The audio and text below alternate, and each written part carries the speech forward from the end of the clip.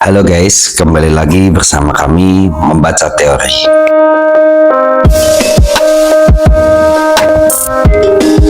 Kita meskipun sudah tidur, kenapa masih terasa capek? Kalian pasti pernah tidur cukup lama, tapi juga masih saja terasa capek. Lalu ada lagi, ketika dalam perjalanan di mobil tidur, kenapa juga masih terasa capek? Apakah tidur yang baik adalah tidur yang minimal 8 jam? Tapi sudah tidur 8 jam pun masih merasa capek? Jawabannya adalah, jangan lupa subscribe, like, dan share. Mohon maaf, bukan. Jadi, apabila seseorang sudah terpenuhi kualitas tidurnya, maka tidak akan muncul perasaan lelah, mudah gelisah, lesu, apatis, secara fisik kehitaman di sekitar bola mata, kelopak mata bengkak, konjungtiva merah, mata perih, kemudian konsentrasi perhatian terpecah-pecah, sakit kepala, sering menguap atau mengantuk. Saya baca buku The Function of Sleep dari Baron and Krieger. Tidur memiliki peran penting dalam tubuh manusia sebagai konservasi energi, alokasi energi, dan perbaikan fungsi sel. Konservasi dan alokasi energi intinya untuk menghemat dan memulihkan kembali energi yang sudah terpakai. Lalu, perbaikan fungsi sel di sini, tubuh selama istirahat tidur juga akan mengirimkan zat kimia pertumbuhan untuk memperbaiki dan memulihkan sel-sel epitel dan sel-sel organ luar seperti sinapsis, paru-paru, dan jantung. Meskipun denyut jantung melambat 10-20 kali, kapasitas sinapsis menyalurkan data yang telah direkam selama sehari, dan cerebrum juga akan mendapatkan asupan oksigen sehingga aliran darah otak menjadi lancar. Aliran darah otak yang ideal memungkinkan untuk menghidupkan kembali kapasitas mental, gairah, dan memperkuat ingatan. Jadi, salah satu konsekuensi tidur yang tidak berkualitas adalah kepikunan dini, memori mudah lupa. Itu juga kenapa ketika kamu sakit, kamu butuh tidur untuk memulihkan sel yang rusak. Tidur secara sederhana saya gambarkan begini. Melatonin yang disintesis dari kelenjar pineal memicu untuk seseorang mengantuk. Hal yang dapat mempercepat melatonin adalah sinar dan posisi tubuh. Melatonin otomatis akan mulai dihasilkan dalam keadaan gelap. Itu kenapa ketika malam hari rasa-rasanya sangat mengantuk. Hal yang menghambat melatonin juga sinar.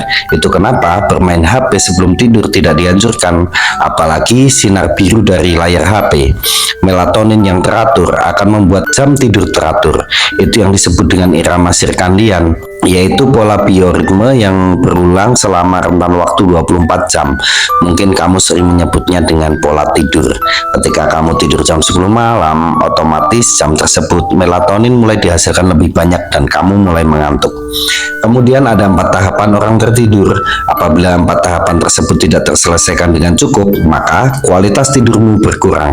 Tahap 1 yaitu transisi di mana peralihan seseorang dari sadar menjadi tidur. Tahap ini ditandai dengan posisi rileks, otot lemas, kecepatan jantung dan pernafasan menurun. Contohnya ketika kamu dulu tidur di kelas, masih ingat?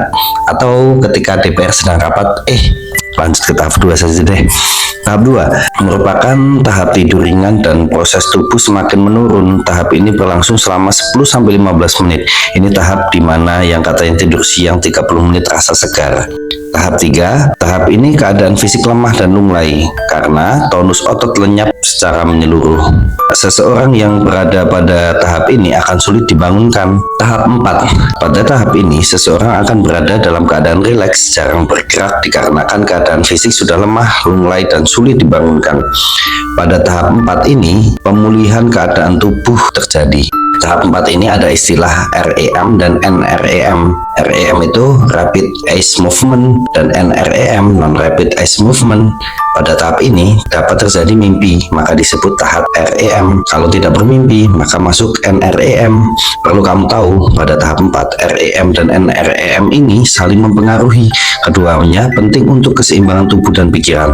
Tidur NREM merupakan tidur yang dalam dan nyaman, lebih berfokus pada pemulihan fisik, sedangkan tidur REM lebih mendukung pemulihan mental dan kognitif. karena disinilah mimpi terjadi. Idealnya kita membutuhkan keduanya dalam jumlah yang cukup agar tubuh dan pikiran dapat pulih sepenuhnya. Tidur REM (Rapid Eye Movement) ini sifatnya nyenyak sekali, tetapi fisiknya yaitu gerakan bola mata masih sangat aktif. Tidur REM ini ditandai dengan mimpi. Pada saat mimpi, otot-otot kendor, tekanan darah bertambah, gerakan mata sebenarnya sangat cepat walaupun kamu terpejam. Kecepatan jantung dan pernafasan mulai tidak teratur. Sementara tidur NREM merupakan tidur yang dalam dan nyaman. Pada tahap NREM, gelombang otak lebih lambat dibandingkan pada posisi REM. Tanda-tanda tidur NREM tidak bermimpi karena tidurnya dalam dan nyaman. Tekanan darah turun, kecepatan pernafasan turun, metabolisme turun, dan gerakan bola mata melambatkan diam.